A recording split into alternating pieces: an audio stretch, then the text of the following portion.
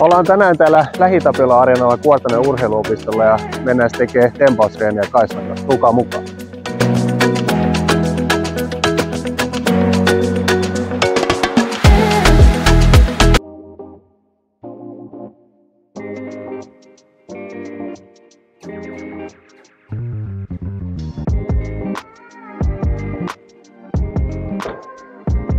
Ja vielä yksi.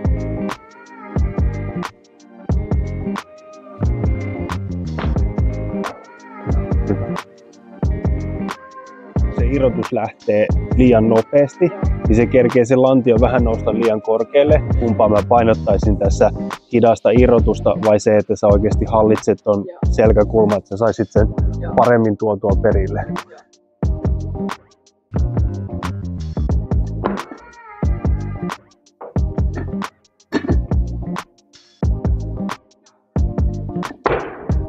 Hyvä.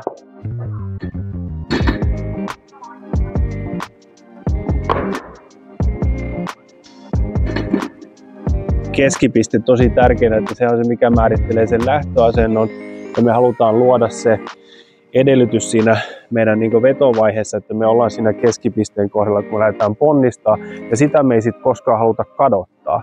Eli sen takia, kun meillä tulee se vetovaihe, niin me pitäisi olla vahva yhteys vieläkin siihen, että mitä siellä jalanpohjalla tapahtuu, ja sen takia se on se loppuennus ja se tukeva vastaanotto helppo saada aikaiseksi, kun me hallitaan sitä painopistettä. Hyvä.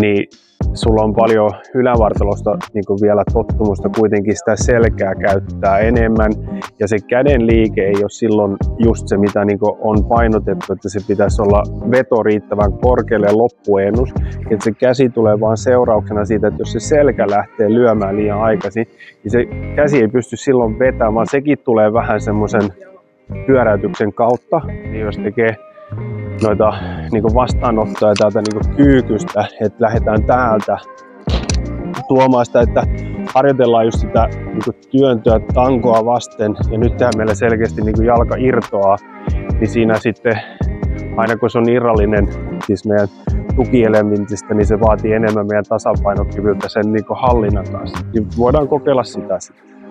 Työnnät